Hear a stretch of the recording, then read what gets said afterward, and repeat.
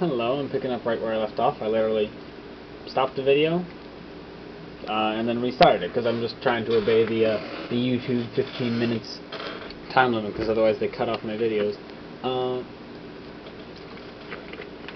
don't know, I think they give you like up to like 30 seconds over and then they just don't let you upload the video. But, okay. So what's our first step? Well, you kind of got to look and see, okay, well, what's really obvious? Well, the best way to do that is to look at some of these straight-on things. So here, for instance, the 60 is, that 60 force is going straight down into A, right? So we can almost kind of take this force right here, and we can kind of move it over here, because that's where it's pushing, right? It's pushing down on A, down through A's arm or whatever. So then, what do we know? Whoops. Make a copy of that, actually, because I'm going to use it in a sec. So that's 60 right there. Right? 60 pounds. So then, what do we know must be going on? Sorry, just flipping that. Well then, if this is pushing down and it's not moving, well then something has to be pushing up. And in this case, since there's only one thing pushing in the vertical direction on A, it has to be C. So that means this relationship between A and C, that's easy. We get that that is, that's going to be equal to, oops, move that up a little bit. That's going to be equal to just plain old 60 right here. So 60. Right? Is that obvious enough? Because there's only one force acting in that direction, and that's between A and C. So we've got this whole side solved. So I'm going to go here and then, how about red? Red's a nice color. I'm just going to draw a giant red line next to there. So we've got that one solved. Yay. We're going to like it as we fill up all the vectors with red. So this one's solved. What do we have next? Well, let's look at this one. Again, A only has one force acting on it, right? And that's in the x direction, and it's only extending one of its arm things in the x direction. So again, this is kind of easy to see that, okay, well the force that A is exerting on B, let's see if I can do this. Let's erase that low. This is a challenge. Aha! I got you, you stupid little red dot. Okay, so I'm just making a copy so that way I can flip it, right? Because remember, we're going to have the opposite forces, so I might as well prepare these. So, in what way do I orient them? Do I put them pushing or pulling? Well, let's see. We've got this 100-pound force is just pushing along this arm, so it's sliding right along there. And then we've got V is pushing back, right, with the same amount of force, and that force was 100. So we're just going to put that 100 right there to show that that's the force. We can take out that arrow because we just drew it over here, right? It's the same thing. Go away, you stupid arrow. There. Okay. So that's the force between A and B. So again, that was pretty easy. So we're going to go here. Say A and B equal to 100. Oops, better change a couple things here. Move that up and then change that to white. Keep with our color coding system, right? Hopefully all that's making sense so far. We'll draw a red line to show our that we've got this. Whoops, sorry. We'll draw a red line to show that we've got this part of the truss done. Oh, and one other thing. Is this compressive force or is this tensive force? Well, in both of these cases, you see the arrows pointing inward. That's like if you're smushing your hands together around like a tin can. So you can imagine the tin can would be getting crushed between them. So it's getting compressed. So that's compressive force.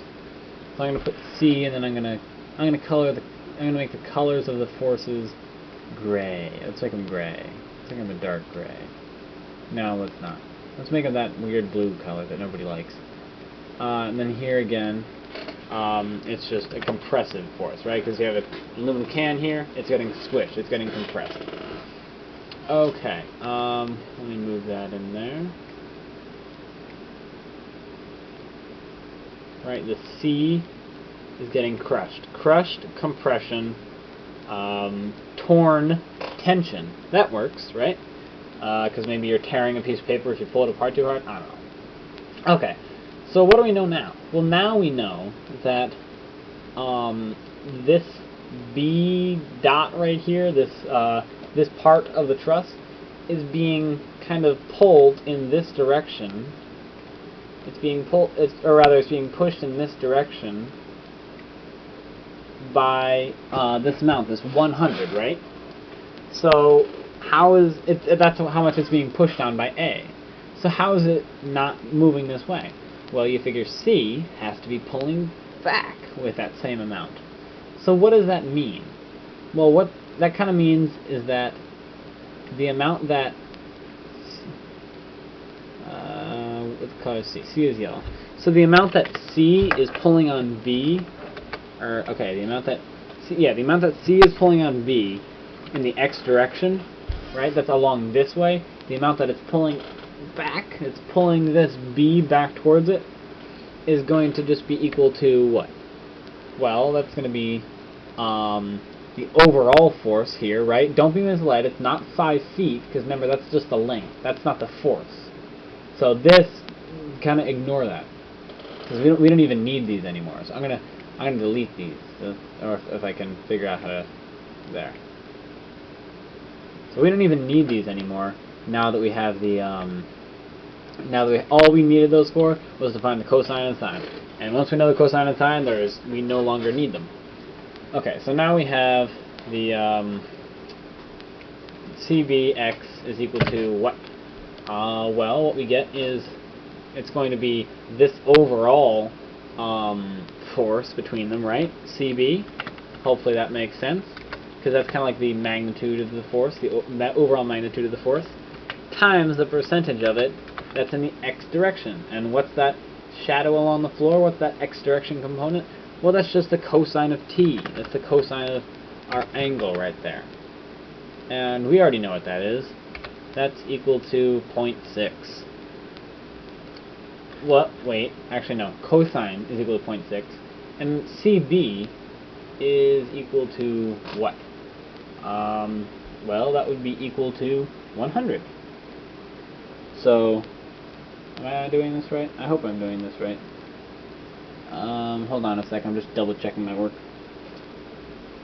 So I wrote this down, and I'm just making sure I did everything right. Yeah, okay, so I did all this right. Okay, just making sure. Yeah, okay, sorry, I'm going crazy here. So this CB is 100, right? So that's 100 times our cosine of t is 0.6.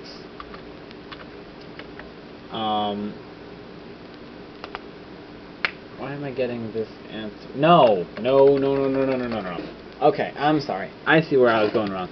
Okay, we don't know CB, right? That's what we're trying to find out. We're trying to find out the overall force between here, right?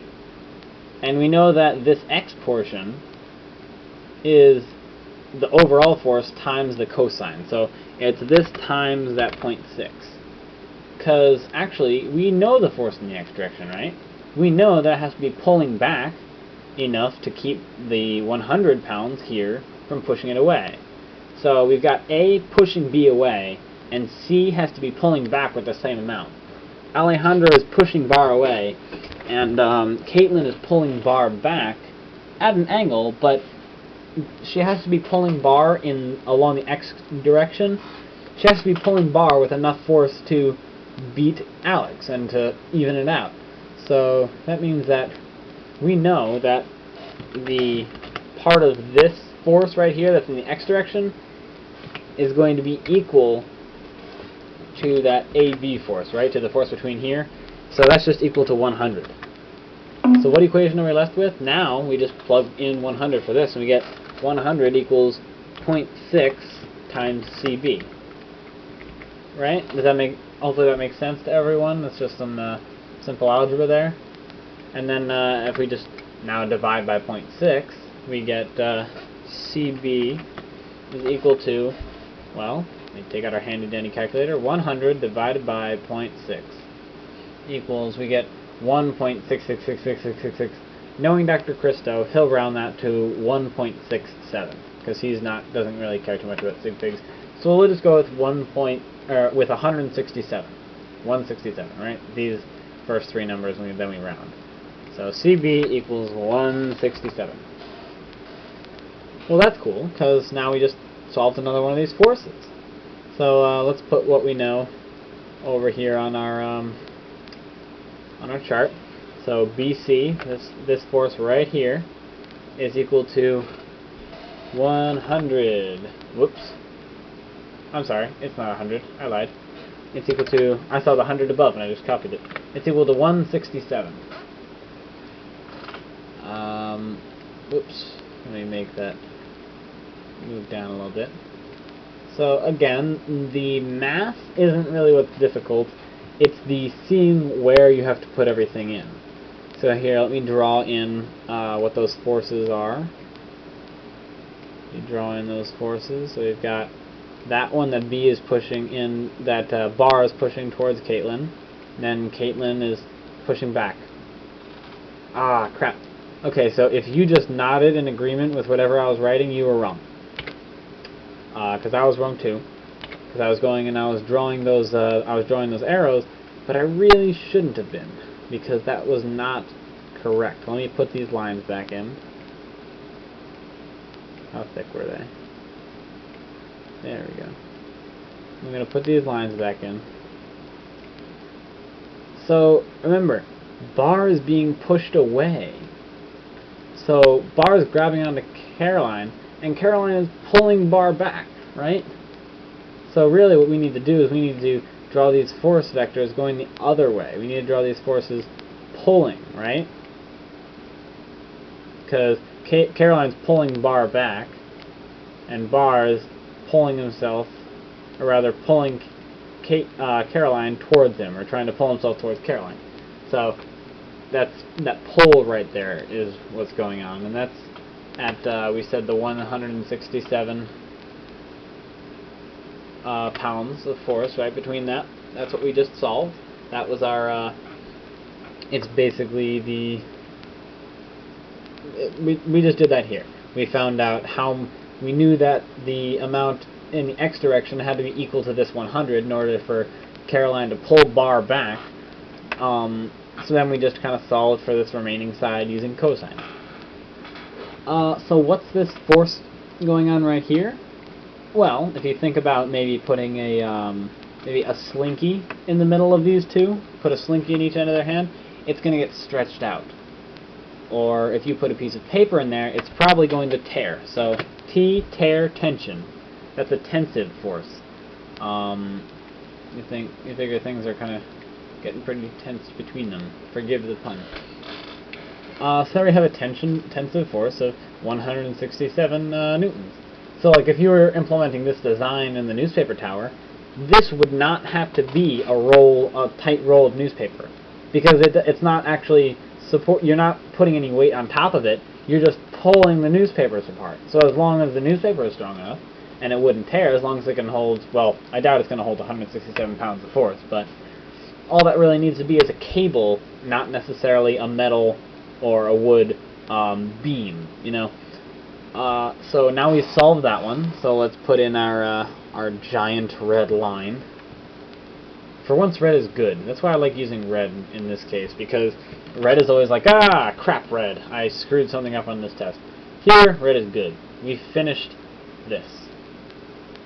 So look, we're getting a lot done. All we have left really is this right here, and then we're just left figuring out how it relates to the ground, and some extra force that you're going to see in a sec. I'm almost out of time, so we're going to solve for those last bits in the next video. I'll see you then.